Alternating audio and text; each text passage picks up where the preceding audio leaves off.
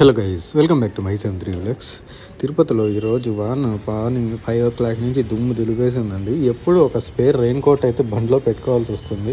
ఎంత కూలీగా ఉందంటే తిరుపతి, లిటరలీ భయంకరమైన చలి అయితే ఉందండి.